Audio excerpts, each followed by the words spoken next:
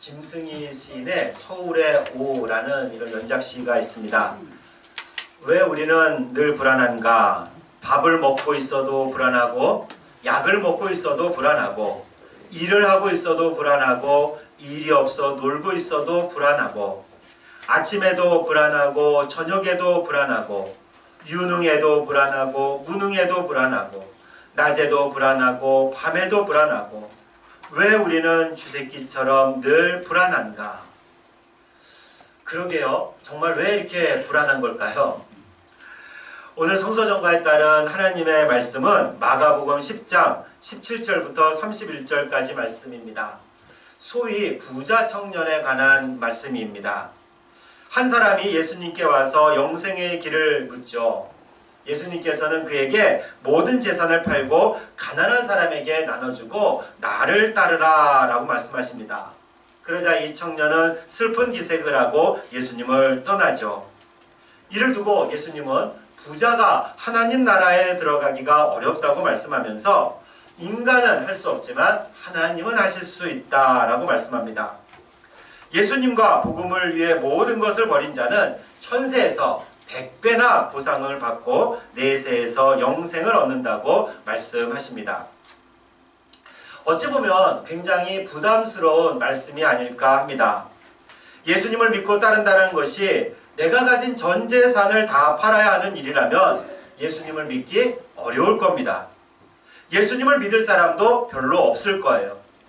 사실 여기 계신 모든 분들, 저를 포함해서 예수님을 믿고 전 재산을 포기하신 분이 있습니까? 아마 없을 겁니다. 저도 그렇게 하지 못했습니다. 물론 역사를 살펴보면 간혹 그런 분이 있기는 합니다. 12세기 말에서 13세기 초에 살았던 왈도의 베드로라는 분이 있는데 이 말씀을 문자 그대로 지켜서 모든 재산을 정말 가난한 사람들에게 다 나누어 주었습니다. 사람들은 그를 리온의 성자라고 불렀죠.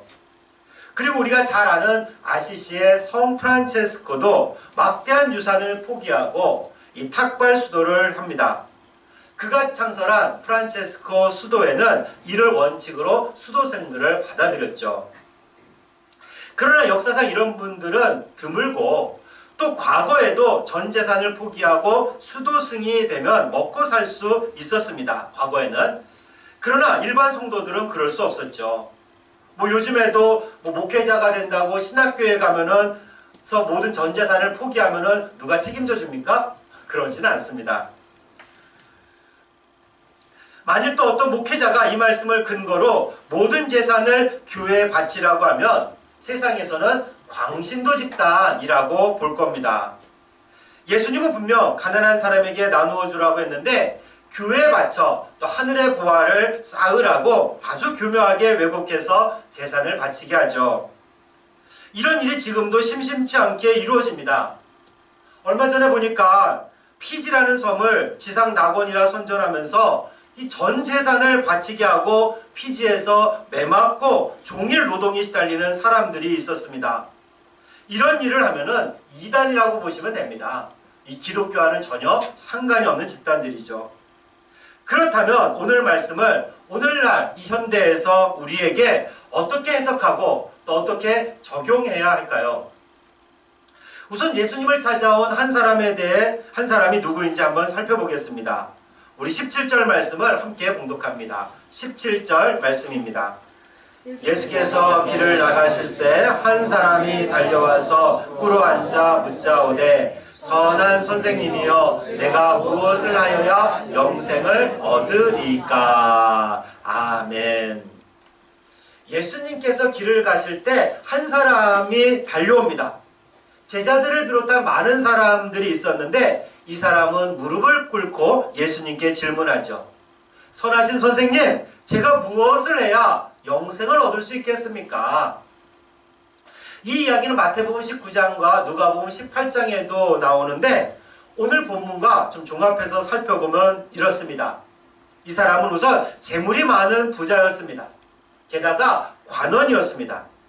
당시 유대인의 최고 권력기관을 공회 또는 사내들인이라고 불렀는데 그 회원이었어요. 그리고 이 사람은 젊었습니다. 대략 30세 전후가 되었을 거라 추측을 하죠. 보통 이 사람을 그래서 부자 청년이라고 부릅니다. 이 정도면 교만할 법도 한데 겸손하기도 했습니다. 예수님도 당시 30대 초반이었습니다. 많은 사람들이 쫓아다녔지만 행색은 초라했죠. 그런 예수님 앞에서 다른 사람들이 모두 보고 있는데 무릎을 꿇고 선생님이라고 부르면서 가르침을 요청했습니다. 인격적으로도 겸손한 아주 훌륭한 사람이라는 말입니다. 이게 다가 아니에요. 그는 신앙심도 깊고 율법도 잘 지키는 사람이었습니다. 유대인들은 대략 6세 전후로 해서 율법을 배우고 외우고 지키도록 훈련을 받습니다. 이 청년은 유대인 중에서도 아주 신실하게 율법을 지켜왔습니다. 이 정도면 더없이 완벽하고 훌륭하지 않습니까? 모든 이들이 바라는 이상적인 모습입니다. 아직도 젊은 데다가 부자에다가 권력도 있고 명예도 있고 인격도 훌륭하고 신앙도 좋았습니다. 한마디로 모든 것을 다 갖춘 사람입니다. 아쉬울 게 없고 모두가 부러워하는 그런 사람이죠. 여러분들도 그렇게 생각하시죠? 재산도 있고 명예와 권력도 있고 인격도 좋고 말씀을 잘 지키며 살아간다면 정말 좋겠다라고 생각하실 겁니다. 더 이상 바랄 것도 없고 우리 인생의 최고 목표가 아니겠습니까? 그래서 우리는 예수님을 믿으면서 바로 이러한 것들을 우리의 목표로 삼기도 합니다. 그리고 이를 이루어야 신앙적으로 훌륭하다고 생각하고 하나님께 인정을 받았다고 여기기도 하죠. 그래서 이런 말씀 드리면 우리가 아멘하고 싶어합니다. 아멘 하셔도 됩니다. 뭐 솔직한 우리 마음이 아니겠습니까? 그런데 이 청년이 아무것도 부족하지 않고 오히려 차고 넘치는데 예수님께 와서 무릎을 꿇었습니다. 예수님에 대한 소문을 들었겠지요. 그리고 평소에 자신이 가지고 있던 질문에 그분이라면 올바른 대답을 해주실 거라 생각했을 겁니다. 어떤 질문이었습니까? 선생님, 제가 무엇을 해야 영생을 얻겠습니까? 자기가 가진 재산이나 명예나 권력, 인격으로 영생을 얻을 수 없다는 것을 이 청년은 알았던 겁니다. 율법도 잘 지키고 있지만 어느 때부터인가 그것으로 영생을 얻을 수 있을지 의문이 들었어요. 우리 생각에는 아니 도대체 무엇이 부족할까 하겠지만 그래서 아무 걱정이 없을 것 같은 그 청년에게 영생은 여전히 다가오지 않았습니다. 이를 철학적으로 말하자면 존재론적 불안이라는 좀 어려운 단어를 씁니다. 인간은 누구나 이런 존재론적 불안이 있어요. 인간이란 존재가 가지는 근본적인 불안을 말합니다. 이 불안이 어디서 오겠습니까? 바로 죽음에서 오죠. 인간이라면 누구나 죽기 마련입니다.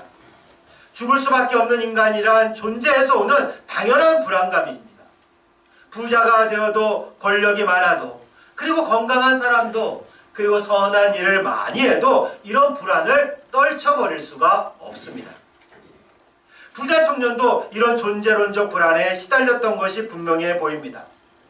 어렸을 때부터 율법을 배우고 외우고 실천하면서 그리고 이렇게 율법을 실천했을 때 영생을 얻을 거라 배우고 믿어왔습니다.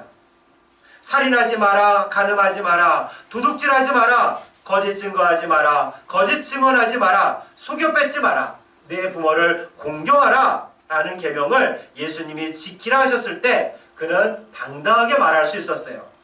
제가 어려서부터 다 지켜왔습니다.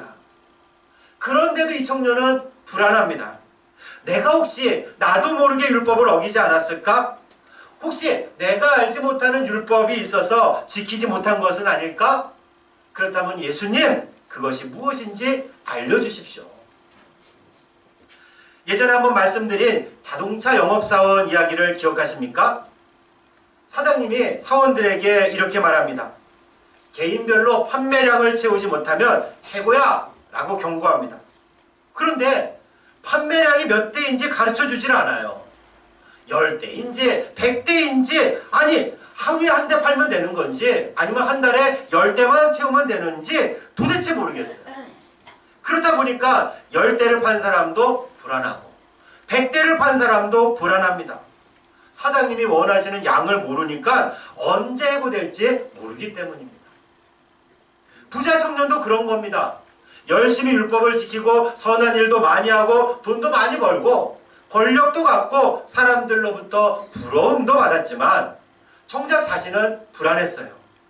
내가 하나님이 원하시는 만큼 율법을 잘 지킨 걸까? 하나님이 원하시는 목표에 내가 도달했나? 내가 하나님과 영원한 삶을 살아갈 수 있을까? 아니면 내가 죽어서 지옥에 가는 것은 아닐까? 랍비들도 내 질문에 만족할 만한 답을 하지 못했어. 예수님이라면 이런 질문에 분명하고 명확한 답을 해주실 거야. 바로 이런 마음으로 예수님께 나온 거죠. 오늘날 우리 현대인들도 마찬가지 아닙니까? 사실 교회를 나오는 사람들은 많이 줄어들고 있습니다. 그래서 이것을 우리가 세속화의 영향이라고 말하죠. 사람들이 점점 종교에서 멀어진다고 생각을 합니다. 근데 사람들은요, 교회를 떠나지만 이 영혼의 갈급함은 더 커지고 있는 것을 보게 됩니다. 이 채워지지 않는 영적 갈증과 이 공허함이 앞에서 그 공허함이 있는 거예요. 앞에서 말씀드린 존재론적 불안 때문입니다. 근데 현대인들은 이것을 어떻게 채우고 있습니까? 영혼의 갈증, 그리고 그 공허함을 어떻게 채우고 있습니까? 많은 이들이요, 이것을 먹고 마시고 소비하는 일로 채우려 합니다. 요즘 경제가 어렵다는 얘기들을 많이 하죠. 물론 제가 보고 경험하는 것이 한정되어 있긴 하지만 어쩔 때는 정말 경제가 어렵나 하는 생각이 들 때가 있어요. 왜냐하면 저는 이 동네를 거의 떠나진 않지만 제가 가든파이브만 이렇게 가봐도 사람들이 가득해요. 파크아비오에 가도 그래요. 또 그곳에 있는 무슨 애슐리라든지 이런 그런 뷔페집들이 있죠. 그런데 가면 사람들이 너무너무 많아요. 줄 섰다 기다려서 먹어야 돼요. 물론 그 사람들도 어쩌다 한번 저같이 가신 분들이겠지만 사람들은 먹고 마시고 쇼핑하는데 열심히 돈을 쓰고 있는 것은 분명합니다. 다 그런 것은 아니지만 주말마다 여행 가는 이들이 늘어나고 있어요. 또 3일 이상 연휴가 겹쳐보십시오. 해외로 여행 가는 분들로 공항이 가득 찹니다. 요즘에는요, 하루 당일치기로 해외여행이 있다고 합니다. 일본 같은 경우에는 정말 새벽에 일찍 갔다가 밤늦게 올 수 있는 그런 코스도 있다고 해요. 왜 이렇게 하겠어요?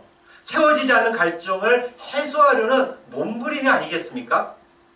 여러 중독들, 술, 담배, 마약, 성, 심지어 일 중독도 영혼의 갈증을 채우려다 보니 발생한 일들이 아니겠습니까? 물론 본인들은 잘 모르고 부인한다 할지라도 근본적 원인은 이 존재론적 불안에서 비롯된 영적 갈증입니다. 또 삐딱하게 시비 걸고 비방하고 싸우는 사람들도 그런 갈증 때문에 그래요. 요즘 애들 말로 관종이라 불리는 사람들이 있습니다. 별로 좋은 단어 같진 않은데 관심종자란 말이에요. 이 관심을 받기 위해서라면 별 이상한 짓도 다 하는 사람들이죠. 이게 다 영적으로 공허하기 때문이 아니겠습니까? 이런 일뿐만이 아닙니다. 봉사활동과 같이 선한 일에 참여하는 사람들도 이런 경우가 있어요. 특히 착한 일을 하면은 기분이 좋죠. 그것은 우리 뇌에서 이 도파민과 같은 호르몬이 나오는 작용이라고 합니다. 이를 자꾸 경험하고 싶으니까 봉사활동도 열심히 하죠. 영적 갈증으로 이런 봉사활동에 매진하는 이들도 있습니다. 물론 영적으로 충만한 사람은 이런 일을 안 하는가? 당연히 아닙니다. 중독의 경우가 아니라면 영적으로 충만한 사람들도 소비하고 여행하고 봉사하고 열심히 일합니다. 다만 이런 여러 가지 일로 영적 갈급을 해소할 수 없다는 말이에요. 이런 일로 죽음에서 오는 불안감을 해소할 수 없다는 말입니다. 심지어 율법을 지키고 예배를 드리는 이런 영적 활동으로도 이런 갈증을 채울 수가 없는 거죠. 오늘 부자 청년도 그런 경우입니다. 이런 예수님께서는 이런 부자 청년에게 계명을 지키라 했을 때 이를 지켜야 네가 가지고 있는 갈증과 불안을 해소할 수 있어 라는 뜻이 아니었습니다. 오히려 네가 어렸을 때부터 계명을 지켜왔는데 효과가 있었느냐라는 말입니다. 스스로 깨닫게 하셨던 거죠. 그는 계명을 잘 지켰지만 불안이 해소되지 않아 예수님을 찾아온 겁니다. 이런 그에게 예수님이 말씀하십니다. 21절과 22절 말씀을 함께 봉독하겠습니다. 21절, 22절 말씀입니다. 예수께서 그를 보시고 사랑하사 이르시되 내게 아직도 한 가지 부족한 것이 있으니 가서 내게 있는 것을 다 팔아 가난한 자들에게 주라. 그리하면 하늘에서 보화가 내게 있으리라. 그리고 와서 나를 따르라 하시니 그 사람은 재물이 많은 고로 이 말씀을 인하여 슬픈 기색을 띠고 근심하며 가니라. 아멘. 예수님이 말씀하셨어요. 내가 아직도 한 가지 부족한 것이 있다. 아니, 재산이면 재산, 인격이면 인격, 신앙이면 신앙, 명예와 권력까지 무엇 하나 부족한 것이 없어 보이는 이 청년에게 도대체 무엇이 부족하다는 말입니까? 예수님은 이 청년에게 내가 가진 재산을 다 팔아 가난한 사람에게 주라. 그리고 나를 따르라 말씀하셨습니다. 영생에 그렇게 갈급했지만, 그래서 예수님이 답을 주었지만 이 청년은 예수님 말씀에 순종하지 못하고 그냥 돌아갑니다. 여전히 슬퍼하며 근심이 가득한 얼굴로 말이죠. 그는 재물을 포기할 수 없었기 때문입니다. 이어 예수님은 제자들에게 말씀하시죠. 부자가 하나님 나라에 들어가는 것은 마치 낙타가 바늘기로 들어가는 것과 같다라고 말씀합니다. 여기서부터 예수님은 영생이란 말 대신 하나님 나라라는 표현을 쓰는데, 부자가 하나님 나라에 들어가는 것이 지극히 어렵다는 뜻이에요. 그러나 불가능하지는 않습니다. 사람은 할 수 없지만 하나님은 할 수 있기 때문입니다. 하나님 나라, 즉 영생은 사람의 힘으로 재물이나 선한 일이나 훌륭한 인격이나 명예나 권력으로 율법을 지켜서 들어가는 것이 아니라 오직 하나님의 은혜로 들어갈 수 있다는 말입니다. 그리고 마지막으로 이렇게 말씀하시죠. 29절과 30절 말씀을 우리 함께 봉독합니다. 29절, 30절 말씀입니다. 예수께서 이르시되 내가 진실로 너희에게 이르노니 나와 복음을 위하여 집이나 형제나 자매나 어머니나 아버지나 자식이나 전토를 벌인 자는 현세에 있어 집과 형제와 자매와 어머니와 자식과 전토를 100배나 받되 박해를 겸하여 받고 내세에 영생을 받지 못할 자가 없느니라. 아멘. 예수님은 한술 더 뜨세요. 재물뿐만 아니라 집이나 형제나 자매나 어머니나 아버지나 자식이나 전토를 벌이라고 하십니다. 재산뿐만 아니라 가족도 벌여야 한다는 말씀이에요. 또 그렇게 벌이는 사람에게는 현세에서 100배로 보상을 받으나 박해와 함께 받고 내세에 영생을 얻게 된다라고 말씀합니다. 아니, 왜 예수님은 이 재물과 가족을 포기하라 말씀합니까? 너무 냉정한 말씀 아닙니까? 그런데 어떻게 보면요, 결국 포기할 수밖에 없습니다. 죽음 앞에서는 버릴 수밖에 없어요. 죽음 앞에서 재물을 가져갈 수 있습니까? 죽음 앞에서 가족과 함께 갈 수 있나요? 죽음 앞에서는 철저히 혼자 가야 합니다. 그래서 우리가 불안한 것 아니겠습니까?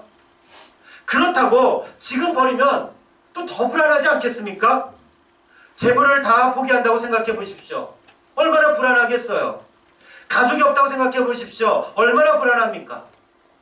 더 큰 문제는 현재 그것을 가지고 있다고 해서 불안이 사라집니까? 가족이 있고 재물이 있고 쉴 수 있는 집이 있고 명예와 권력이 있고 착한 일을 하면 그 불안이 사라집니까? 그런데도 여전히 재물을 붙잡고 가족을 놓지 못해요. 이래도 불안하고 저래도 불안합니다. 불안은 더 가중되고 갈증은 더 심화될 뿐입니다. 이에 예수님은 과감히 지금 포기하라고 말씀하세요. 재물을 포기하고 가족을 포기하라 말씀하십니다. 아니, 놓으면 죽을 것 같은 그것을 포기하라 말씀하시는 거예요. 놓치면 끝날 것 같은데 그것을 의지하지 말고 과감히 내려놓으란 말입니다. 이를 붙잡고 하나님 나라에 갈 거라 생각하지 말아야 합니다. 어차피 놓게 되어 있어요. 그리고 그것을 지금 놓을 때 죽어서 영생을 누리는 것뿐만 아니라 이 세상에서 하나님 나라에 들어가 더 좋은 것을 누릴 수 있다고 말씀합니다. 현세에서 100배 보상을 받는다는 말이 무엇이겠습니까? 내가 포기한 재물의 100배로 보상받는다는 말입니까? 내가 집 한 채를 포기하면은 집 100채를 받습니까? 그럼 해볼만 하겠죠? 그런데 그럼 가족을 100배로 받는다는 말이 무엇이겠어요? 어머니가 100명이 생깁니까? 배우자가 100명이 생기겠습니까? 그래요. 이 100배로 받는다는 말은 돈이 100배로 불어난다는 말이 아니고 가족이 100배로 불어난다는 그런 뜻도 아닙니다. 돈보다 가족보다 명예나 권력보다 더 좋은 것이 생긴다는 말이에요. 더 좋은 것이 무엇이겠습니까? 바로 지금 이 땅 현세에서 누리는 하나님 나라가 아니겠습니까? 죽어서 가는 하나님 나라가 아니라 지금 여기서 누리는 하나님 나라입니다. 하나님의 풍성한 생명이 가득한 하나님 나라를 누리게 됩니다. 죽어 천국에 가서 영생에 들어갈 뿐만 아니라 그때 누릴 그 기쁨과 감사와 풍성함을 지금도 경험할 수 있다는 말이에요. 물론 포기한다고 다 되는 것은 아닙니다. 그리스도인들만 포기하는 것이 아니기 때문에 그래요. 타종교인들도 마찬가지죠. 부와 권력과 이것을 버리고 속세로 떠난 사람들 많습니다. 그러나 그들이 하나님 나라를 경험하고 누리는 것이 아니에요. 오직 믿음으로 예수님을 따라야 합니다. 왜요? 예수님만이 부활이요 생명이기 때문입니다. 예수님을 믿고 따를 때 예수님의 생명이 나의 생명이 되기 때문이죠. 예수님을 나의 구원자로 고백할 때 구원을 받고 영생을 받기 때문입니다. 예수님 믿고 따를 때 그것이 하나님 나라가 되어 그 풍성함을 누릴 수 있기 때문입니다. 어떤 사람이 깜깜한 밤에 산행에 나섰습니다. 앞이 잘 보이지 않는 칠흑 같은 밤이었습니다. 전등 하나를 의지해서 걸었습니다. 근데 그만 발을 헛디뎌서 옆에 낭떠러지로 굴러떨어지고 말았습니다. 그러다 간신히 나무줄기를 잡고 멈출 수 있었어요. 그래서 그는 이것을 놓치면 난 끝이야 라고 생각을 했죠. 더욱 꽉 붙잡았습니다. 전등은 이미 어디가 있는지 보이지 않았습니다. 그는 깜깜한 밤에 나뭇가지를 붙들고 간절히 기도했어요. 하나님, 저를 살려주세요.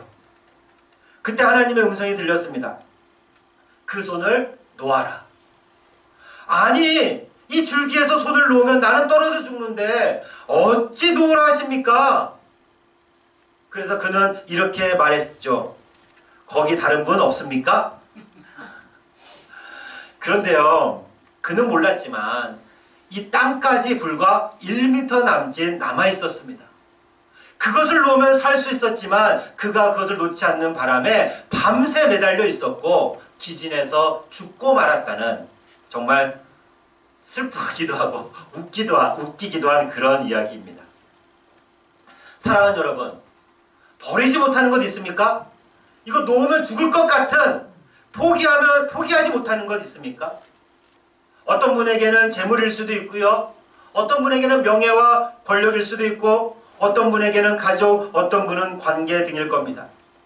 근데 그것을 놓으면 죽는 것이 아니라 그것을 놓아야 살 수 있습니다. 그것을 포기하고 예수님을 믿고 따를 때 영적 갈증과 존재론적 불안을 극복할 수 있어요. 예수님만이 우리에게 영원한 생명을 주실 수 있는 유일한 분이기 때문입니다.